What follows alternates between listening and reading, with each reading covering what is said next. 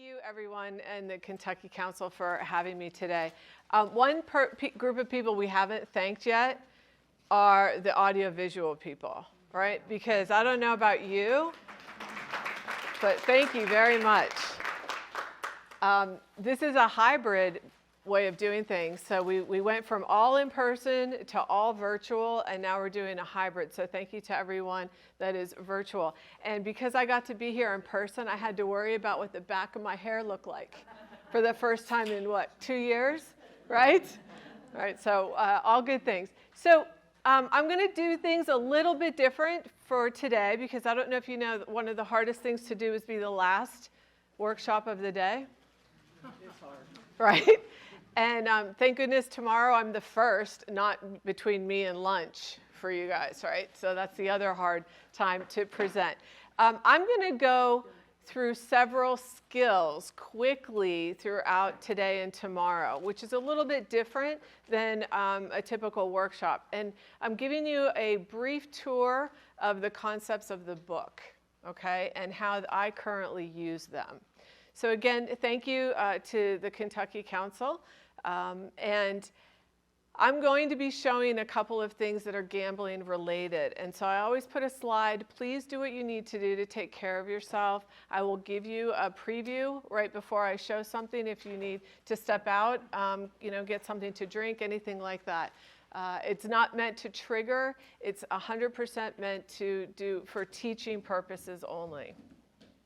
I also might share confidential information as de-identified as possible, but as peers and colleagues, just help to maintain that confidentiality with me. And Ronselin already introduced me. So I am the CEO of a group practice called the Better Institute, because that's where you go to get better. And there's 7 of us, and we're all trained in gambling disorder, which I don't know, that's kind of a rare thing. And I'll share a little bit more about how we all collaborate together to help one individual, one family at a time. Okay? But I have been working in the field of gambling disorders since 2009, when Pennsylvania decided to have their first wave of expanded legalized gambling. And I had been in the substance use disorder field prior to that. And I thought, well, I'll learn more about gambling. I'll ride this wave. It'll probably be a short wave. And clearly not in 2022. Here we are still riding the wave in a way that I never anticipated. I'm also, I don't get any financial compensation for advising GamBan. And if you're not familiar with GamBan, it's blocking software, and we'll talk a little bit more about it. And we'll go over that today. So again, here is my book, co-authored with Alyssa Wilson. She's more of the academic one that made sure that she found research to support what I was saying. You know, the citations, right? And really just, we worked really well together. We did most of this when COVID happened right away. And so the entire book was written virtually between the two of us with Google Docs. We never got together in person at all, right? So the things you can do. All right, now I'm going to give you permission to take your phone out, because I know it's already out. And I want you to get your camera ready. And this is especially important for those that are virtual right now, because we're going to do something kind of fun.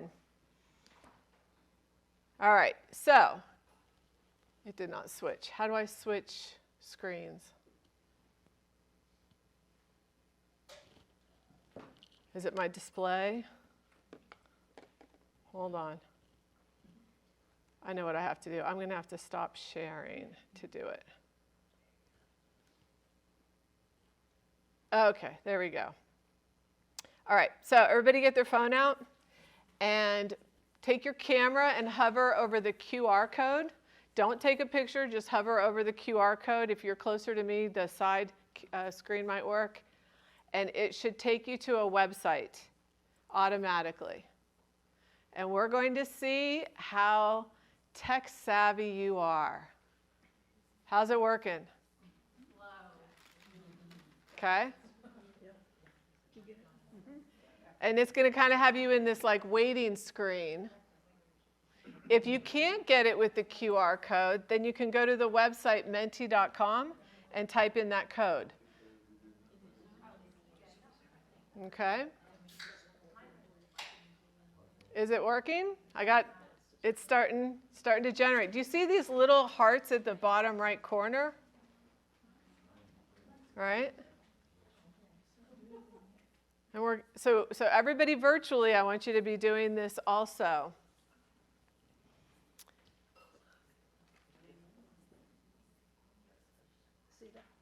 Do you see it? You see the hearts in the, right? All right, and so a couple things happen. You either are finding out how old your phone is. Okay. You're finding out if your setting takes you to a browser, right? You can go to your web browser app and go to menti.com and type in those codes if you want. What's that? Okay, you went for the one that's in the handout because that's a different QR code. But yeah, you can join my mailing list while you're at it, yes. And notice, right, there's kind of there's a pause, the Wi-Fi might be slow, anything like that related to all of this technology.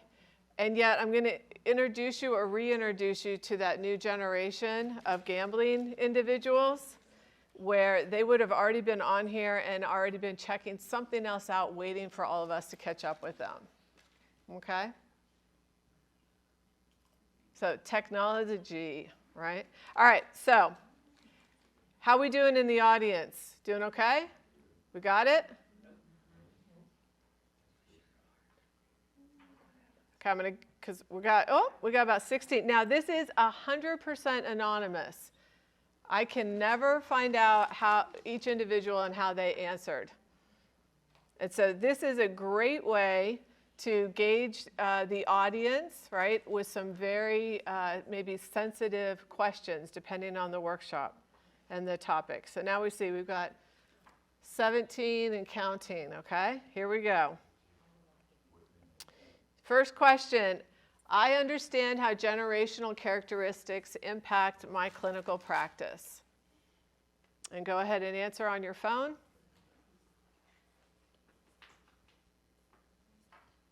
And you see in real time how everybody is answering. So we kind of get a temperature gauge of the clinicians. It's kind of fun, huh? Especially at the end of the day. There's a reason, right? Okay. So a couple say no. Most of you say yes. So this is going to be great. I really want to make sure we understand all the generational characteristics. I use the GPQ assessment with some of my clients. And you're saying, what is the GPQ? Gambling Pathway Questionnaire.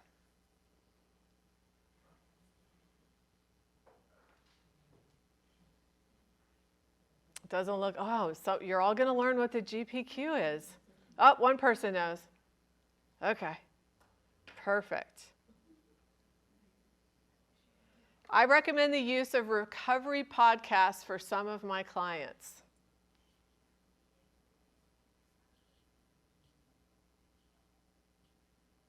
Couple people saying yes.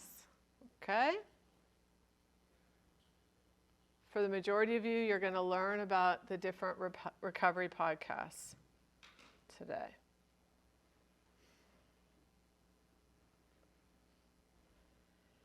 I recommend books and audiobooks for some of my gambling clients.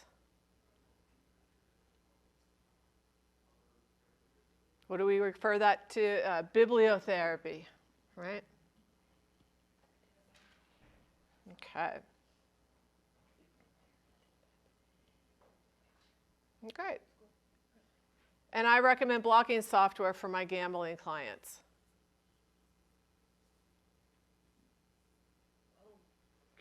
I know.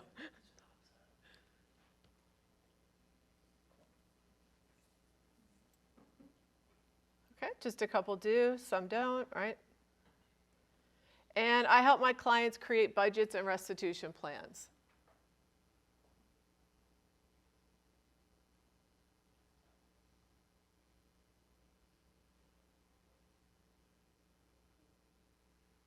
Okay, perfect. And that was it. What'd you think? Fun. It was fun, right? So it also tells me a little bit more about the audience and how much you know or don't know, right? And so that's also important to cover. Some of you already did this from the handout. This is a way of joining my mailing list, yet another QR code. This was really, the QR codes are really easy to do when we were doing all virtual. Now that we're back in person, right? If you're sitting in that back row, it's not so easy, is it? We have to think about all of that. I promise I don't send a lot of emails. Just when I do send them, it's usually, I found this out, have you seen this in your state, in your country, kind of thing. So we'll start with one of the first chapters. You know, gambling is everywhere, right? So this expansion, this explosion of legalized gambling that we're starting to see, that we have already learned about since this morning, and Bill, who's still in the back, really covered a lot of what you're going to learn even more of this afternoon in terms of different states and what they're doing. So Ron's going to let you know that I'm from Pennsylvania. So what do you guys know about gambling in Pennsylvania? What do you know? Anything? Not much.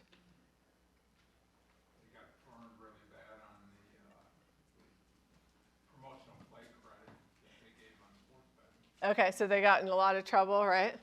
For the promotional stuff. Okay, here's a way of looking at it. We have the lottery. Do you guys have the lottery? Mm-hmm. Okay. Our slogan is benefits older Pennsylvanians. Got to play, right? No push there. Do you guys have scratch-offs or scratchies? Yes. Right? Do you have casino slots? There's not a casino in Kentucky. There's not a casino in Kentucky. Do you have then casino table games like poker, blackjack? Not legally in Kentucky. Not legally in Kentucky. Do you have roulette? Not legally in Kentucky. Not legally. Okay. Do you have sports betting? Not legally in Kentucky. Not legally, not yet. Okay. I do. I have all of these in Pennsylvania. And I have all of them online. Okay. The horse racing, yes. Like, I just wanted to really cover the ones that this is a huge change when you think about all of these ways to gamble, both in person or brick and mortar and online. And guess what Pennsylvania did? All of this before COVID. So I went through all of COVID when people had that initial wave of COVID not working, kind of the whole lockdown. I had more people going to their mobile device, getting curious about gambling if they weren't already, because they had nothing else to do. Maybe they were worried about their job or their income, anything like that. And most of the advertising on TV, people took away their advertising. And so 2, if not 3 of 3 commercials were all on gambling for the entire pandemic. Okay? So what does that tell you? It's a lot of gambling. And they're making a lot of money off of the gambling to pay for commercials. They're making, oh yes, the commercial fees, it was kind of a joke, you know, how DraftKings or FanDuel or BetRivers or whatever would say, that's it for advertising? Book me for the rest of the year. Okay? So my practice and the people that work for me, we were already trained in this. And we were already doing a lot virtually and using a lot of tech. And so what ended up happening is that we got inundated with referrals. And so I went from maybe 50% of my caseload gambling and the rest your bread and butter, anxiety, depression, family stuff, to 95% gambling.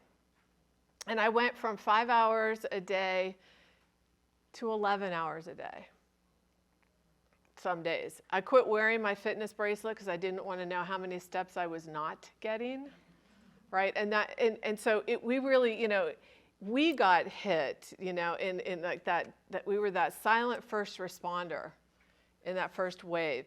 And I'm sharing all of this because this is, don't cite like verbatim this map, but it gives you an idea of all the states that are considering expanded legalized gambling. And where there's sports betting, there's online sports betting. And there's online gambling. Because remember I said roulette? We even have online gambling of roulette with a live dealer. I don't even want to imagine that, right? So pretty scary. So where do you guys fit in all of this? Where's Kentucky in here? Possible. What about Indiana?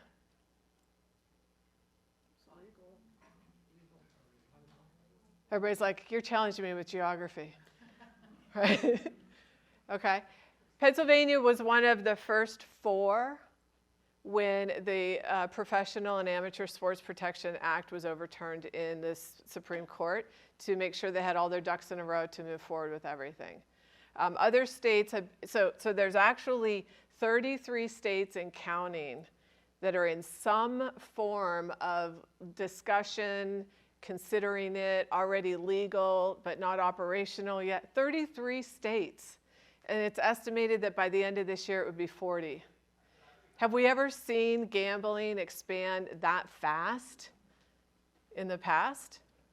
Right? So if you don't have it in Kentucky or Indiana, that doesn't mean you're not going to have it in the near future or future.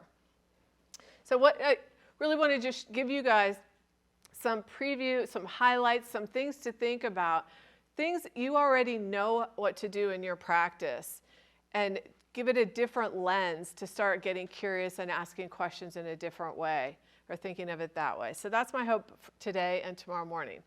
Okay, so where did I take these 2 pictures? 50-50 raffle that accepts debit and credit cards. Where is that? That is at a hockey game.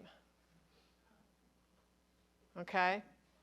So we used to see the raffles that were the cash, and then you used credit for other things, for food. And now we are still making sure that we have put a lot of distance between me and our money kind of thing. And you can use debit and credit cards for the raffle. And then on the other side is one of hundreds of monitors at the same hockey game, showing you all of the other teams that you can bet on and the point spread, and to bet right from your seat. So if it's not enough to pay a lot of money to go to a hockey game and be there in person, you can now also be on your mobile device at the same time. And our hockey arena just added a sports book to it, and you're going to see that's the next wave, is really adding the brick and mortar place to bet, even though they don't make a lot of money, just to continue doing that. So does this feel like a lot of gambling? Right? So then if you're young, what is your worldview? It's normalized and it's everywhere. So the next wave of people that potentially make it to the helpline, the crisis line in your caseload, they're going to be like, I just don't understand how I got into trouble. Everybody does it. All right? And so even our early intervention messages are going to be very different. Okay, so thank you to the audio tech team because they helped finally get the volume figured out. I'm going to show you a YouTube clip that's about 4 minutes and 33 seconds. This was done November of 2019, so a couple months before the pandemic, right? And several parts of it are already not valid anymore. And we're in 2022. So it tells you how quickly things are changing. All right, so let me just switch over. Okay, young and male, right?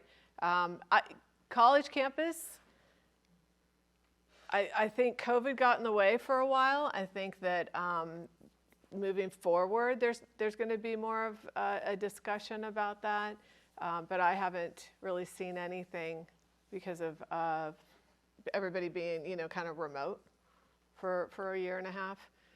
What else? The bookies are really good. They were off by 1.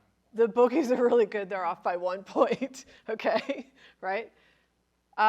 The numbers, the wagers, you know, the 176 million or whatever in September, it was like 600 million in December. Some crazy number, really high number. They talked about how there was still a barrier between the national sports team and gambling. That's gone away already. Okay. Did you catch the in-game betting? Have you heard of that? Yeah. Right.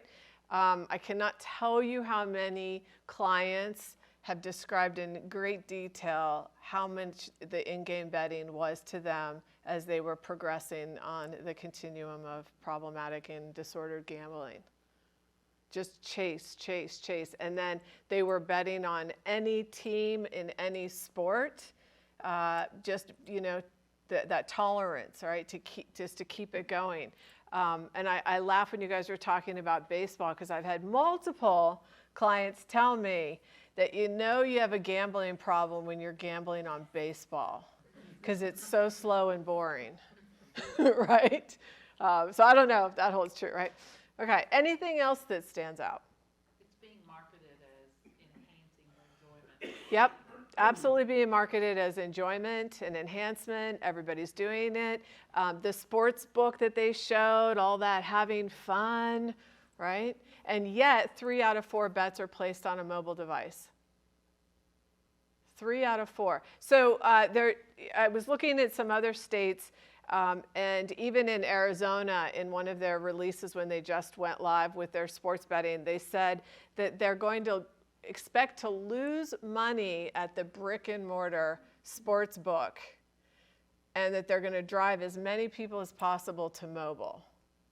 It's easier to maintain, all of those things, right? And so that holds true across all. California was saying the same thing. Please. I just got a text message from one of our remote people, Janet Jacobs. Uh-huh. And she says she can't hear any of the presentation that's going on. Can she hear me at all?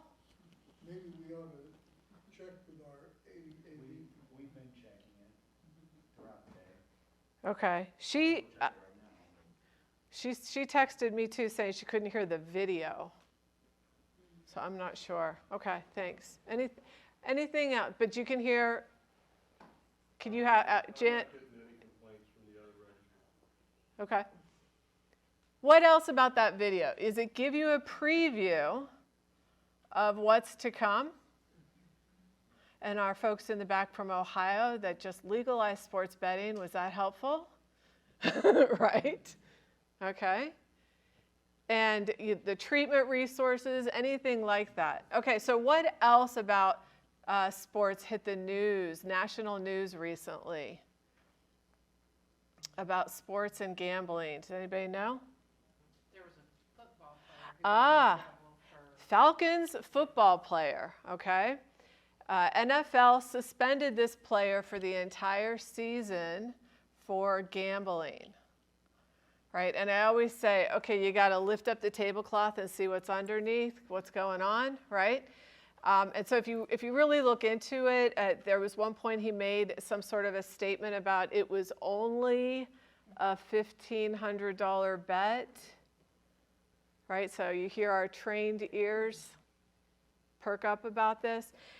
All right, so if you look also, and I'm not trying to like create this huge ruckus, I'm trying to just get everyone to see, as much as the team earlier today was sharing about the esports being like the wild, wild west, gambling is still this wild, wild west, okay? And this view of it. There was a lot on social media about the player. And so I talked to a couple of my younger male sports betting clients. What was their take on it? And one in particular said that he was very surprised that the NFL gave such a harsh punishment because other players have been suspended for 2 games when they were found guilty of domestic violence. Okay, so that's one way of looking at things. Another way is, how many times did they cover up this player's gambling before they couldn't keep it covered up anymore? Is another thing that we'd love to know. Did they offer this player treatment? Does anybody know? If you know, please share it with me. I know, right? I haven't seen anything. I don't know, right? But it's something to think about, because we know, what if it was drugs and alcohol or alcohol? Would they be offered treatment? So we get back to that whole Americans with Disabilities Act, right? Not covering. So can we do things better in terms of partnership, collaboration, agreements, legal things, legislation? Obviously, yes, if we're talking about all of this in this way. All right. Other thoughts around that whole NFL player? Any other thoughts? Yeah, I think it's, the NFL is a hallmark of hypocrisy. Okay. They're totally in bed with gambling, with DraftKings and FanDuel. They are making money by selling playing rights to the gambling, Mm-hmm. and then they're suspending this guy who was not playing, I know. injured, was sitting at home bored, and put a $1,500 bet on his team. I'm not condoning betting, Yeah. but if the NFL is going to make money off of betting, it is entirely hypocritical and very crass to suspend this guy for doing what is otherwise legal. Okay. The whole season too, right? So, did you know that NFL is okay with their players playing fantasy sports? So, I know. Thank you. What? Right? Well, Not gambling. it's not gambling. I know. No, not at all. Right? John Oliver had a really good episode years ago on his HBO, and Joe Namath was interviewed, and he said, is there money? Is there skin in the game? Well, that's gambling kind of thing. Like, this is crazy how silly this is. So we have a lot of issues that are about to surface, right? And again, I was so glad for the morning presentations, because it does highlight the things we have to really be thinking about and advocating for. Mike, If you don't mind, please. we have a rack card, not a fantasy, it's gambling. Right. And there's also a post, we have a poster. They're available free, just send me an email about Okay. and you can have it. So there's resources about that through the council. Thank you. Right, so this just sets the stage, right, for any state that is considering expanded legalized gambling, especially sports betting and online, that it's the wild, wild west. We have a lot to consider, okay? So hopefully you found that video helpful. So now I want you to switch your mind just a little bit as we continue on this journey. And I like to talk about first and second order change, okay? A lot of times family members want us to fix their loved one. Yes? Very much so, right?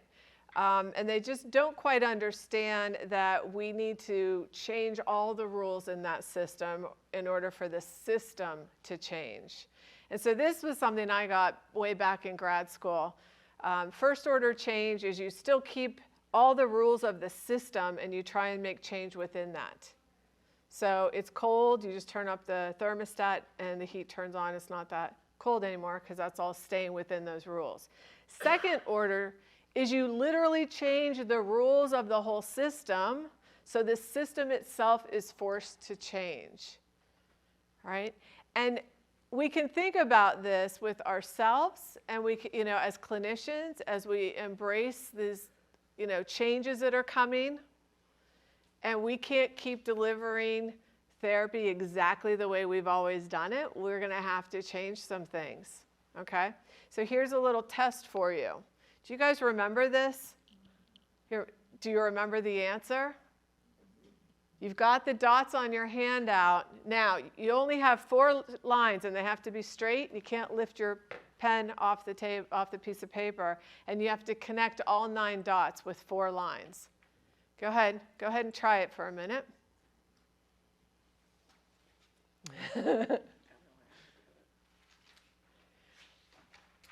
And it's like, I've done this before, but I can't always remember the answer.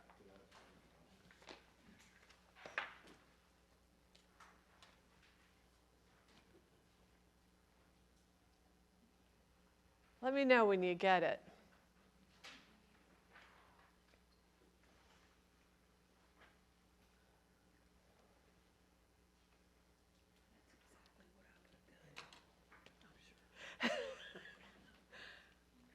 Anybody not get it? Couple hands going, oh, I'm not sure, right? Okay. So this is what we're looking for. We had to go outside the 9 dots to accomplish it. And then you go, oh, right. Okay? You're going to have to go outside of what you've been doing to embrace a new way of treating individuals with gambling disorders. You're not going to get rid of the way you've been doing it. You're going to embrace a new way depending on who the individual is and depending on how things expand in the areas that you treat people. Does that make sense? Okay. So you have to think second order change with gambling. Okay? Think of some of the things that you would talk to a client about in terms of the lottery and scratch-offs, and they want to stop buying lottery tickets. What are some things that you have found effective in helping someone that does not want to continue buying lottery tickets? Just think of one thing. Their bills every month. Okay. The bills, having them understand the finances. Okay. What else? Talk to them about not going to the place that they buy the lottery tickets, which is usually a gas station. Okay. Then pay with a debit card at the pump and don't go in. Okay, so talking about not going to that particular gas station or convenience store, go somewhere else, pay differently, stay at the pump, right? Okay, take me to the online version of what you would say.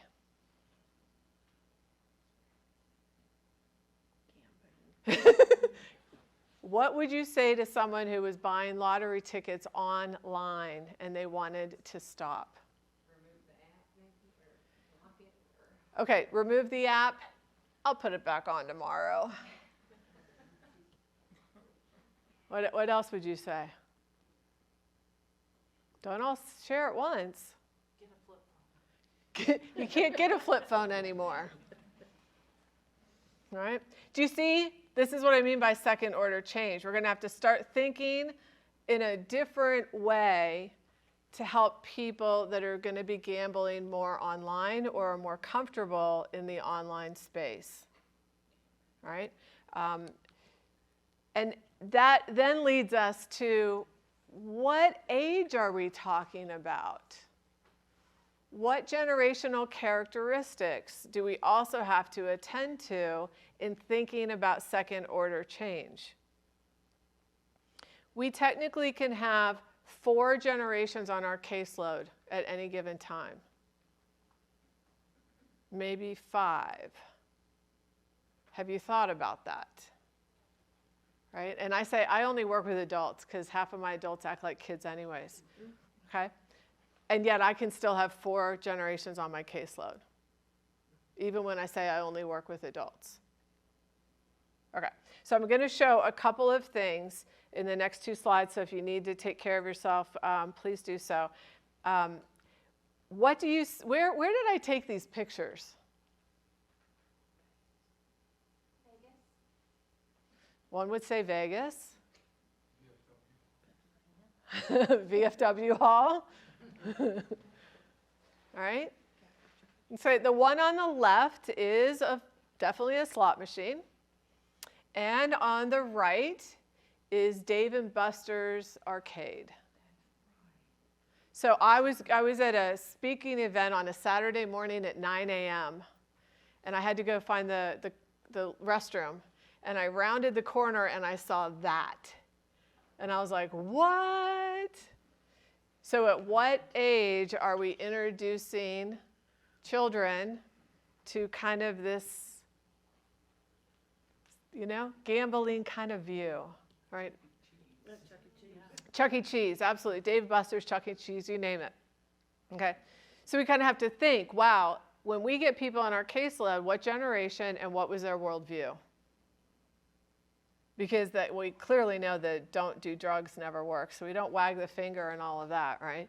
And so we're going to have to understand. Now I'm going to show you the slot machine in action, and I want you to think about which generation is this slot machine catering.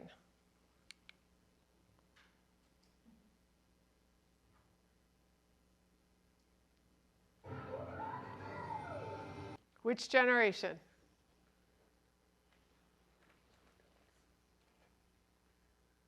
What age? Everybody's like, what? Was there a lot going on? So what generation is that? Is it older or younger with a lot going on? Right? Young. Okay. So a lot going on. Because that was the top part. Can you imagine what was going on below? So, okay, so wait. What was the song? Hot Stuff. What generation is that? I said baby boomers. Right? Baby boomers. And if you Google Hot Stuff, Little Red Devil, 1959. So in one machine, it can attract multiple generations, right? Because of all the stuff it's incorporated. And, and did you notice how the little devil moved? He did the lasso and moved it from 600 to 1,000. Did you guys see that? What is that? Think of the person, right? Please, God, let me win. Please, God, let me win, right? And then that happens. That's my machine. That's my lucky machine, okay? All those things. Now I'm so attached to that machine because it did me a favor. So, and I'll sit and I'll spend all my, right, trying to keep winning. I recently was traveling and had to go through the Las Vegas airport. Have you guys ever been through the Las Vegas airport? Yikes, right? This machine is everywhere in the Las Vegas airport. So you can imagine if it's there where other places, it's very appealing apparently to take up that much real estate in that many places. All right, so it's a lot going on. So 1957, Hot Stuff, Little Devil, and Donna Summer was 1979. And yet the level of engagement and activity is blurring the lines of video gaming and gambling. Okay? And for whatever reason, this particular machine, you can win without doing the max bet. All right? And I love to do this kind of research and snoop around. Clearly, I was videoing that when someone didn't know, right? And to understand that if people, sometimes they think you can only win with the max bet. And so this is actually introducing people that you can bet smaller amounts and still win. Again, blurring those lines, getting someone that's less experienced, less distortions in their mind from gambling? Sharon's back there like, yes, yes, yes, right? Okay, so let's go on a little tour. Adolescents and young adults. When you think of that age group, what do you think of in terms of gambling? What kind of gambling? Internet. What else? Just decisions, life decisions. Life decisions. Think about gambling, though. For what kind of games? Sports. Okay. And what- Esports, right? Roadblocks, or spinning wheels, or little ones are. Roadblocks, spinning wheels. There's all kinds, but it's all tech all the time. Okay? And we learned a lot about that this morning. Okay? When you think of maybe this group, 30s and 40s, what do you think of in terms of gambling?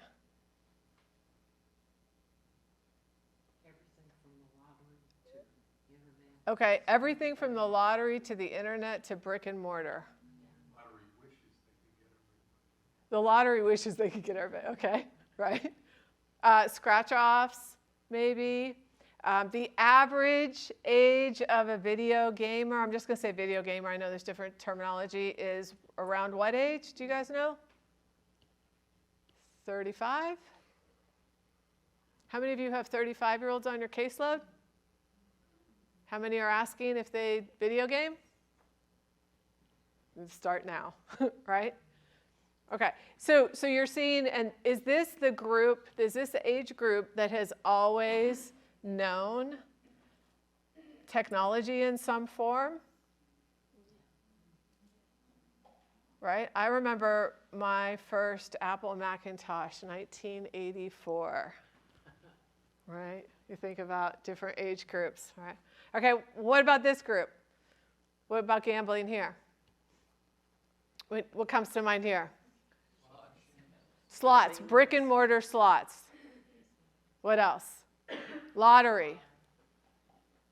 What else? Horse racing. Horse racing, absolutely. What else? Bingo. Okay. What else? Social casino, Facebook, cards. Okay. And this group found their way to the internet before COVID, right? Easily in terms of a transition of gambling of some form. So that's just us generalizing based on, there's no data behind that. It's just really thinking, if you have to think of different age groups, what kind of associations do you make? And to have all of those on your caseload at one time. So you always have to think, which generation and what do I need to know about that generation? So from there, do you guys know these terms? Digital immigrant, digital native. A little fun factor here, okay? This isn't new. I took an ethics training. Have you guys ever taken an ethics training? No, how many times have you taken an ethics training, right? And I actually took an ethics training by Dr. Frederick Reamer, and it was a 6-hour ethics training. Who signs up for those things, right? Right? His training was so good, I forgot it was ethics. Right? And he really zeroed in on digital immigrants versus digital natives, and this was easily 10 years ago. And so here's kind of the fun factor thing. It's just a way of describing a relationship to technology based on when you were born, okay? So you're either a digital native if you were born after 1980, so you grew up knowing technology, or you're a digital immigrant if you were born before 1980, okay? And you had to adopt, and that's where I come up back now with this, are we sports betting treatment counselors that are immigrants or native, right? We're gonna have to get into that whole world potentially in the future. So here's kind of a fun fact. Digital immigrants will call and ask if you received their email. A digital native will check to see if you open their Snapchat.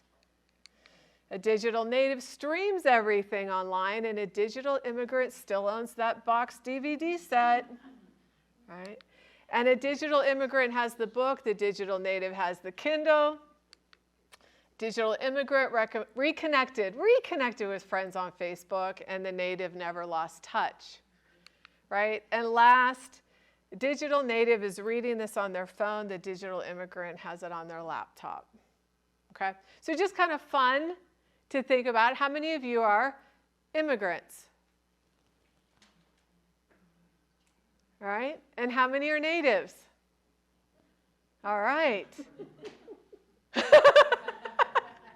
There's a third category. Which is? Neither. Neither. Right? Okay. So again, I'm going to say this like a broken record. You've got to think about the age of your client and their whole worldview and engaging with gambling and technology. And so the younger generation, when you're talking about expanded legalized gambling, how did most of those clients in Pennsylvania find me during COVID? They Googled me. And they Googled me and they found that page 1, I fill up a page of all professional stuff related to gambling addiction treatment. So take your phone right now, go to your browser, and type in your name and see what comes up when you Google yourself. Do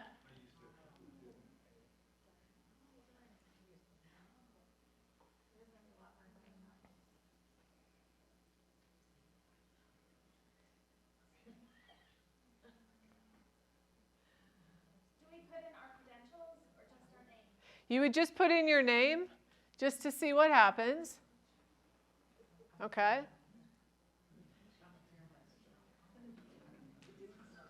So what happens when you just put in your name? A lot of pictures.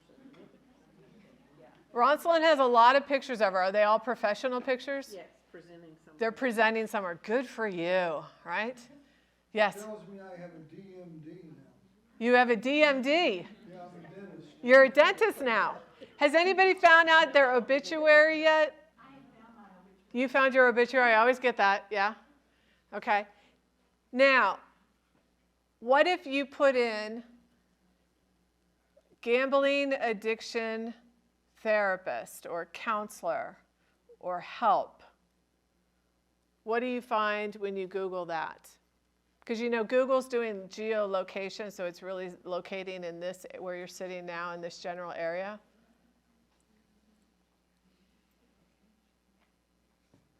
What comes up now? Good therapy? Is good therapy gambling addiction especially? Perfect. Denver. You got Denver. Yeah, that happens sometimes, right? What else do you see? That I don't think do gambling. Okay, so you're coming up with some agencies that you don't think do gambling addiction treatment. IGCC Board of Directors. There you go. Right? So part of this depends on what you've been doing on your own phone. And so what would it be for an individual who's been gambling online to then type in gambling addiction help or a clinician or a therapist or something, right? So you just don't know. So my challenge to you is, do you have an IT person as part of your staff that can make sure that your practice, your agency, has all the right Google stuff and SEO stuff so that you pop up to page 1? Because that's going to be really important. And I say that because depending on the generation, okay, and we're going to go through these next, they're going to go to Google. And if you're not on page 1, you're not getting their business at all. All right, so we'll take a tour of these 4 generations. I grabbed this off the internet, so the years might change, +1, -1, depending on the source, okay? But the Gen Zs are called globals. They're in college right now. Okay, millennials.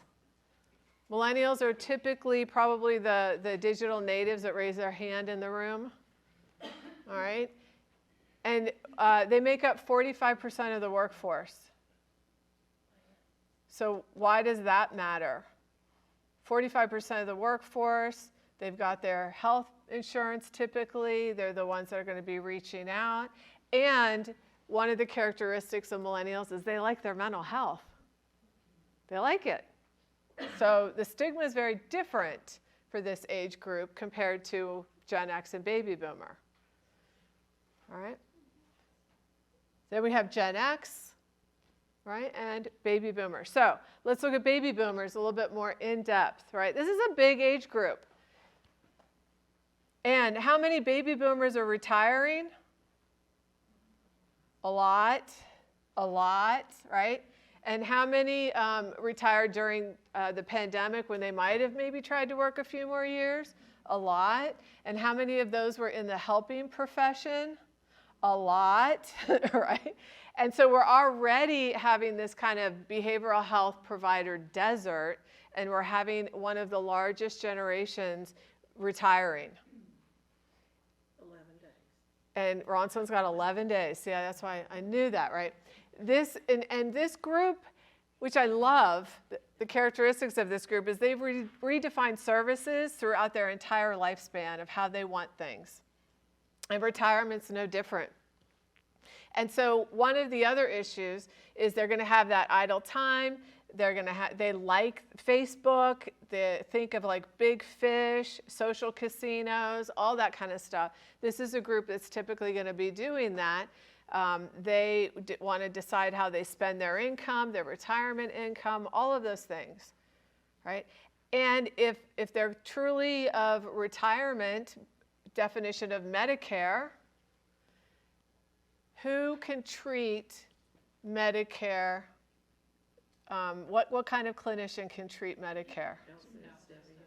LCSW, social workers. We really hope the federal, that change, and licensed psychologists. LPCs, LMFTs, no.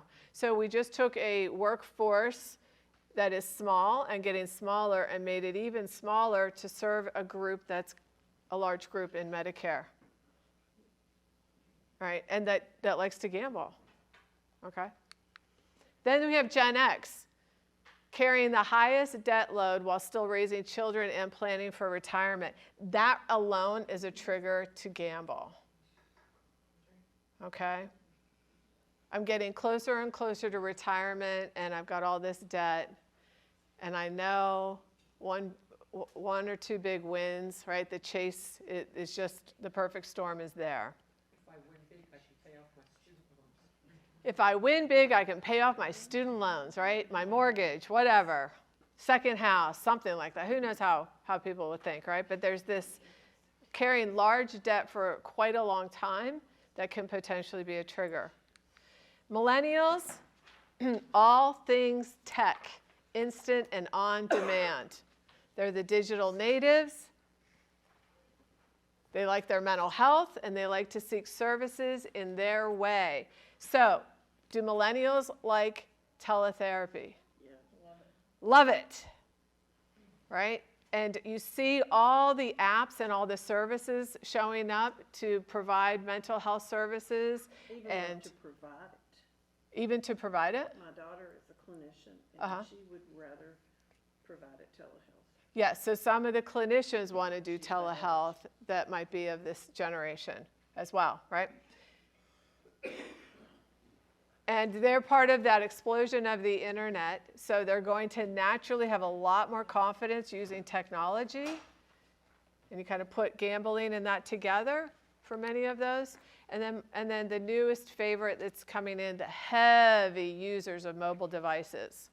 Internet at a very young age, right? Similar to Gen X in their financial attitudes, but want to avoid debt after seeing what the millennials, how they struggled.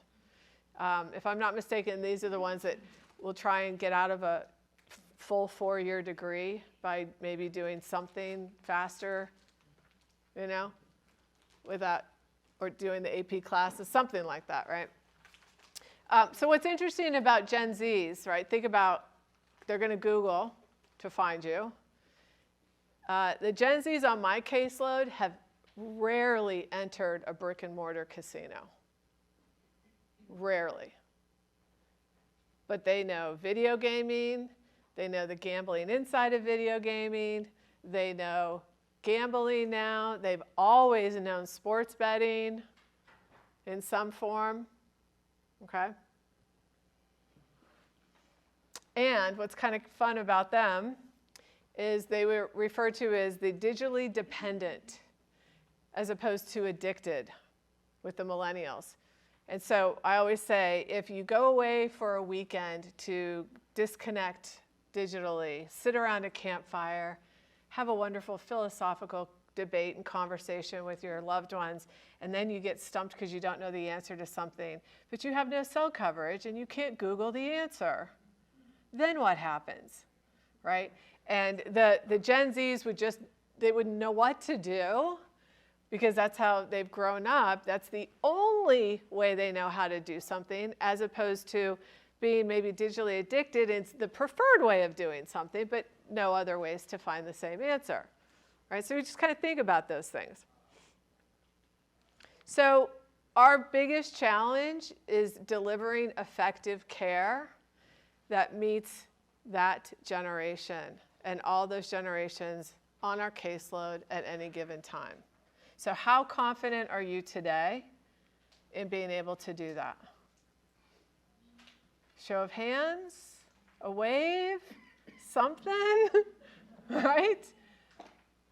Right, so again, that's that second order change. I'm not going to be really showing you or talking to you today and tomorrow morning of anything new about treatment, but new ways to approach treatment with what you already know.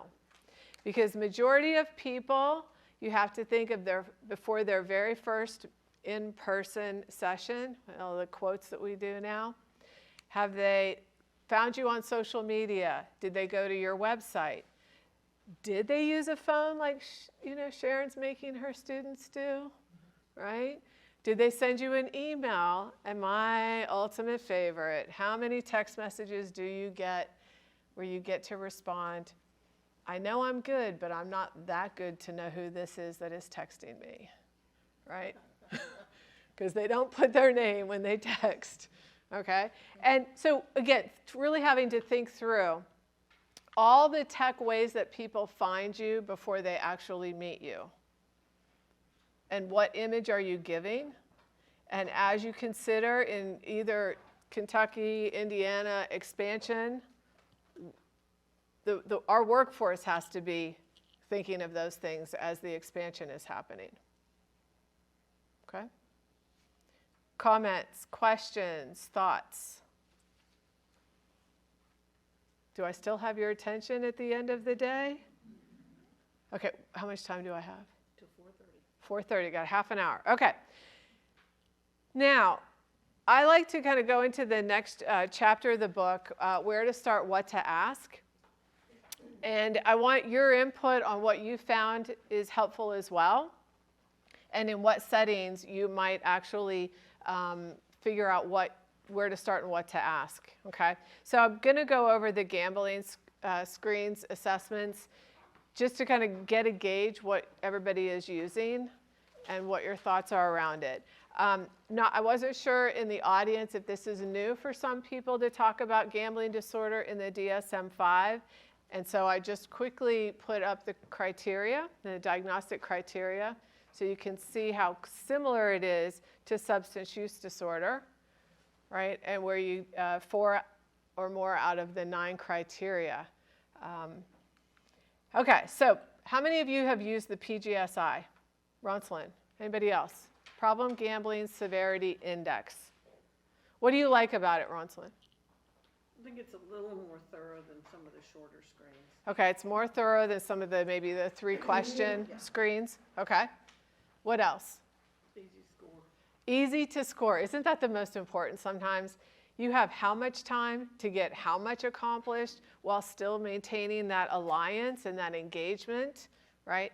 And so this is a helpful one to understand severity. I like to use this, again, for severity when it's that opportunity to have a conversation with the client and say, so I'm going to ask a series of questions. You're going to answer them this way. And then at the end, we'll talk about what your score means, right? And you can hear that I'm not saying, well, you have a problem. I'm saying, this is based on this assessment, this index, this is what this score means. Have you thought about that? Do you agree with that? Right? And get them to kind of have a conversation around it. I also use this when I have to do expert testimony because we're able to reference the validity, okay, reliability. So anything from not a problem, low risk, moderate to problem gambler. So that's one way. How many of you are familiar with the pathways model? This one took me a minute to warm up to. What about you, Ronslyn? It was hard letting go of the action and escape gambler to switch your mind over to that. Okay, so difficult But to it go makes from a lot action. of sense. Yeah, the action and escape categories don't continue to be supported by research. Even though sometimes we meet somebody and we're like, action, or escape, right? This one tends to be much more helpful to understand if someone is behaviorally conditioned or psychologically vulnerable. And then the last one, more antisocial or impulsive.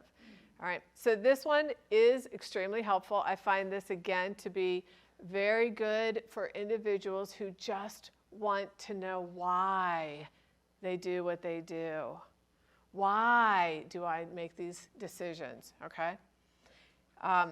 Very simple. They all three share the same attributes of access and availability, classical and operative conditioning, that habituation and that chasing. So we're not saying that if you're antisocial impulsive, you don't chase. We're saying all three of these share these four, all right? But then they branch off and start to talk about something a little bit different. So pathway 1, behaviorally conditioned. What group do we think we might see that has that early big win, intermittent wins, enjoys excitement, potentially anxiety, depression, substance use like as secondary to gambling consequences? Who do we think when we think behaviorally conditioned when they present in front of us? Who do we think? Any ideas? How are you behaviorally conditioned? By experience, right? If you grow up always seeing, gambling, then you're more likely to endorse this, right? And you're around people. So I'm learning now with sports bettors in their late 20s, early 30s, trying to help them figure out how to avoid March Madness and all the invites from all of their friends because they've been doing this together as long as they can remember. So they've known March Madness for so long, whether it was legal or illegal, just even the brackets and getting together and including alcohol, right, for the kickoff. And now they're trying to figure out a different way of being for the first time in their late 20s, early 30s. Right.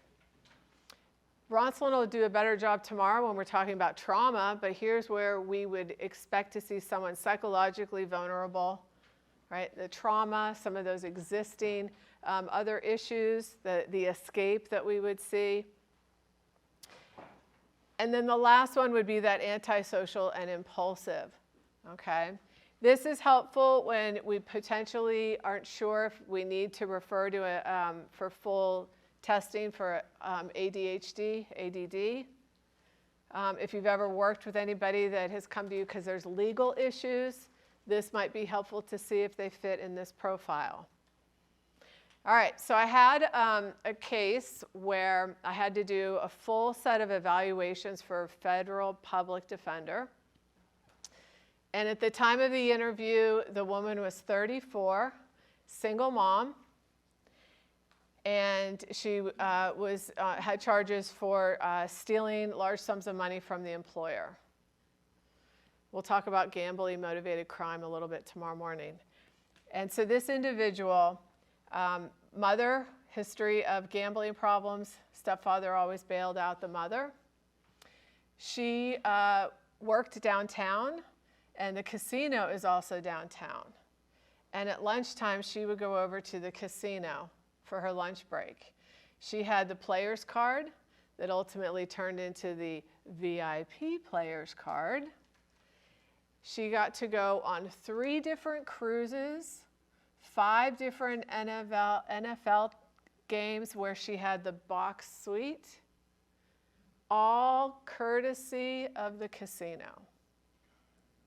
The concierge person would cater to her, call her, invite her, all of these things, anything. And then she got hooked into the, how do I keep my VIP status?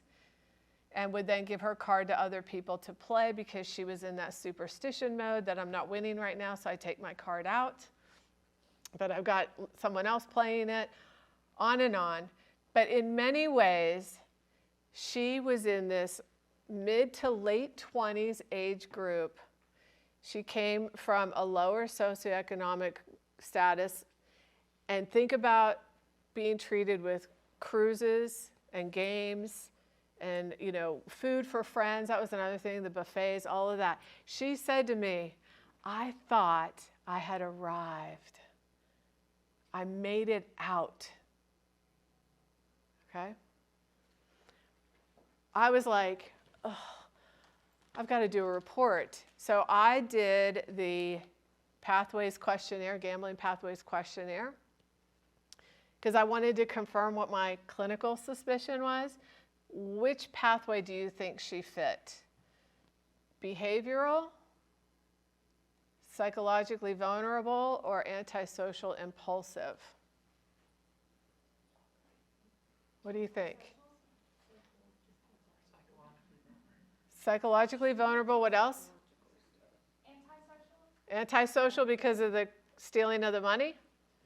Okay, what else? Well, I look at it in terms of cognitive behavioral therapy and the schema, and her schema was entitlement.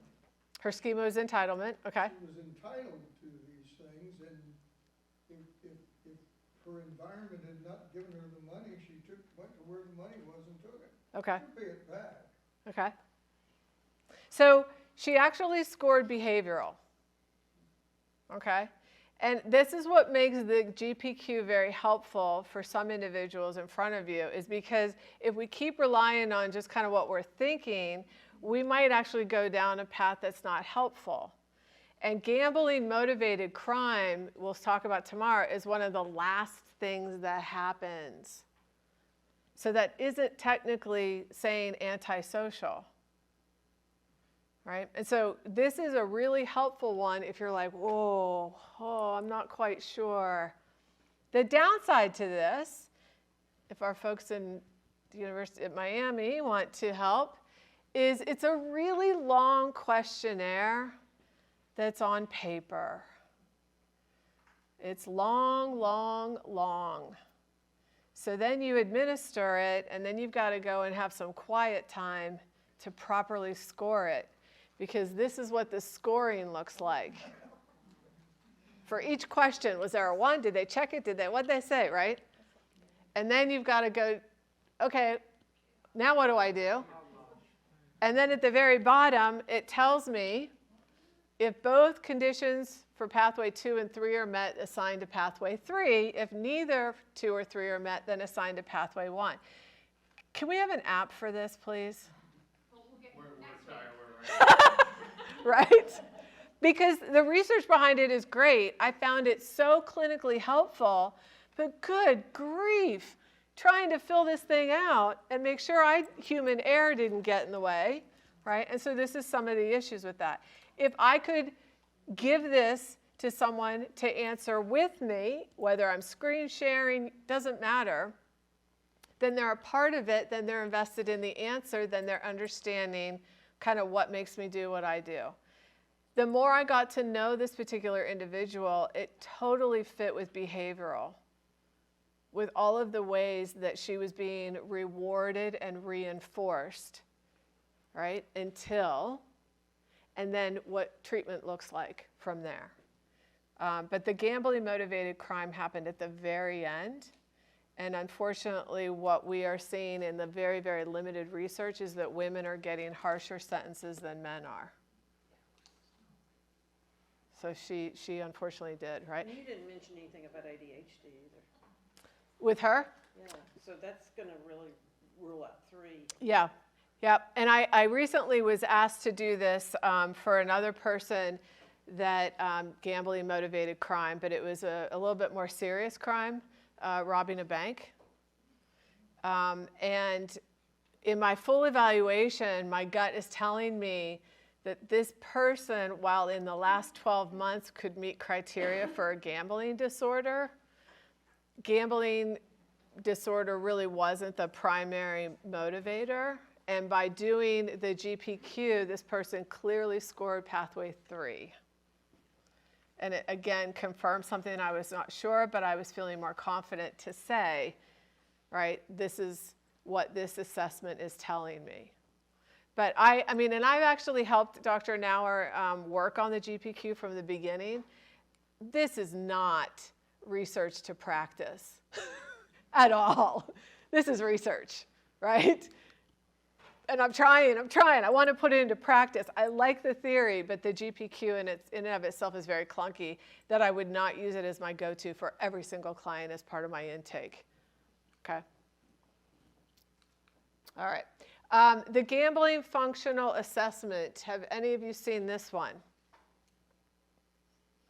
What's interesting about this is Dr. Alyssa Wilson, the other author of the book, was the one that helped to work on this one. And what's really helpful here is it breaks down what type of, gambler in terms of sensory, escape, attention, and tangible in 10 questions. So the PGSI is 9, this one's 10. You could administer both of those and get really rich information at another level about someone's gambling, okay? So the GFA number 2 is another one to think about. All right, so after you do all of that and you have all these standardized things, how many of you have done the intake, the questions at intake, or you've talked to other providers and they go, well, we added the screening questions at our intake, but we don't have anybody with a gambling problem in our caseload, right? Does that sound familiar at all? Mm-hmm. My favorite was the whole DUI court that said, oh yeah, we ask people if they gamble and they say no, so we don't have anybody that gambles.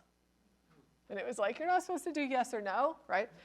So I learned the hard way working with a research study with at-risk and vulnerable older adults that were the duals. They were Medicaid and Medicare, and they were homebound because of congestive heart failure. And we were giving them iPads to check in and do all these cool things. And boy, we thought we were good with the G-BERT and asking all kinds of questions about gambling. And they're like, nope, nope, nope. And I'm thinking, out of 100 people, 3 are endorsing something. And so we got a little creative and we started to create and this is not valid in psychometric and all that. We just started to do what we call the fun assessment. And we started to ask people, what do you do for fun, enjoyment, or your hobbies? How do you like to celebrate? What do you do to calm down or unwind? What do you do, how do you go out and socialize and where, with who? What kind of loss have you experienced in the last 6 months and any hard decisions you've had to make about money? Do you hear these are just conversational questions? We found out that 70% of the people were engaging in at-risk behaviors, most of them gambling, because they had already been well-schooled on the alcohol when you have diabetes, and all the sugars and things like that. So they thought, and the sodium and all that for their heart failure, they thought they were doing great, but they were full of scratchies at their table and all the online stuff, okay? And they would say, oh, I love it when it's my birthday. My family takes me to the buffet at the casino, and then I get to gamble as long as I want. Now, would that come out in a screen? No, right? So get creative and stay curious in asking people simple things like, what do you do when you're super stressed and you want to unwind? You'll hear drink, you'll hear gamble, you'll hear porn, you'll hear all kinds of things, right? And it's opportunities to talk about risky behaviors. So in your book, on page 105, is the publisher wanted us to put something in the book that would give people a place to start if they said, okay, now I've done this training, where do I start, what do I ask? And a lot of people that might have been in private practice. So agencies have lots of forms already and lots of things they have to do to be compliant. But what if you're in private practice? How do you kind of bring it all together? So we have an evaluation that continuously should be improved. I always say everything about this book is version 1.0, right? And making sure we're immediately starting with talking about suicide. Because if you wait until the end of the session to talk about suicide and they're like, yeah, I thought about it today, that just changes everything, right? So talk about it up front. And what I learned about the suicide conversation is, how many of you have like a helpline for suicide? And how do you get that number to people? You publish it everywhere. Okay, what if they're sitting in front of you and they're like, well, I mean, I've kind of thought about it because, I had to plead guilty today with my attorney, but I don't really have a plan. What would you do then? Would you do your risk assessment? You do all your Safety planning. Okay, safety planning, what else? And then how do they get the number? I would give it to them How would you give it to them? on a card. You'd put it on a card. And the next time they have a suicidal thought, where the frick is that card? Where is that card? If they have their phone, you can put it right in their phone. If they have their phone, make them program it into their phone right away, right? And so, again, that's a tech way of thinking. Please put this number in your phone because either you or someone you know might need this number. You can put it in a fake name, you can call it whatever you want, but we know everybody's always going to have their phone on them. As opposed to, where was that number? Right? So think about that. And I started doing this with every single client at the beginning of the initial session. You don't know me? Can you put this number in your phone, right? Kind of thing, because you don't know it could help someone else too. But we just have to keep thinking more creative. I sometimes suggest that they put it in their contacts under ICE. Yep. In case of emergency. Yep, and ICE is also a popular one for loved one or family member, spouse, something like that. Yeah, Bill. Wouldn't it be better that you have a name for it, like you call and it's the name, somehow you explain to them what the name is, and then you send the contact, you share the contact with them, because now they're connected to your phone, your cell phone, right? That's not a good idea? Yeah. Oh, so that's a non-therapist giving a solution. Okay. Okay, so what just happened, thank you, Bill, for doing that. So what just happened was the non-therapist came up with a fantastic clinical solution using tech. If I have it in my phone, then I can just zap it over by share contact to my client, and then they already have it, okay? Not everybody can use their cell phone for work that way, because they might actually have a different type of phone, things like that. It might not be part of the informed consent that they're allowed to do that. There's a lot of different barriers potentially depend on the setting. But as the clinician that's ultimately responsible, because they just asked about suicide, they can document, I had the client put the crisis number in their phone, right, and show me. There is some accountability when they do that, but I love the tech solution, and keep them coming, because this is where tech and clinical have to really The QR code that figure. you can scan, now you have it. The QR code, yep. How many of you guys know how to generate a QR code? Right? I get it. I mean, and I appreciate that. I think that's what's so helpful about talking about this, is finding those ways, right, to meet them where they're at, but do it in a tech way. We have the bracelets, the little, like she's got on. You have bracelets? That we can give to them. As well. Okay, I'm doing teletherapy. How do I get you a bracelet? Well, we had to quit doing it when we were doing telephone. I know, but I get it, right? Think second order. This is good. This is what we want to be doing. The kids especially like having those. Okay? Right, so anything you did in the physical world, figure out how to do it virtually now in a new or similar way. Because then you're really attending to all generations that could potentially be on your caseload. Okay, so when you have the book, you have the website to download the PDF of this assessment. So review it, see if any of it's helpful. You might already have covered all of this in your place of employment, but the concept here was to really help people in clinical practice make sure that they're asking enough of the right questions. And the list of gambling could continue to change, and the way of asking it, all of those things. So that's what is in there. Okay, so I'm going to stop here, partially because people are yawning, and it's the end of the day. We have 10 minutes before 4:30, and it's a perfect time to stop. Okay? But before you guys leave, what's one thing that stood out for you? Because I'm taking full advantage of being in real life with you and not over Zoom.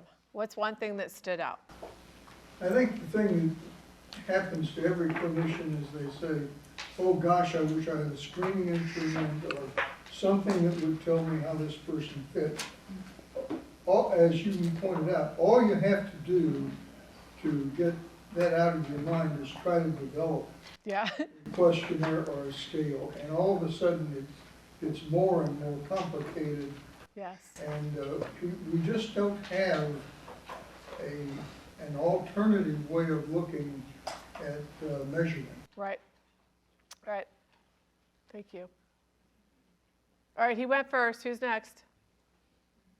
I like your point about the 30-somethings, talking to them about video gaming as well. Talking about video gaming, yeah. I was surprised when I finally just was like, I guess, I took a training and I learned that, the average age is 34, 35. Let's see if the research is right. And then I was like, oh my gosh, I can't believe how many people are endorsing this. And they were parent age in their 40s, getting out of compulsive gambling and then gaming with their kids, and that same thing is happening in the brain, and it's like we got to have a conversation about that. So good, thank you. What else? You got to pass the quiz tomorrow, right?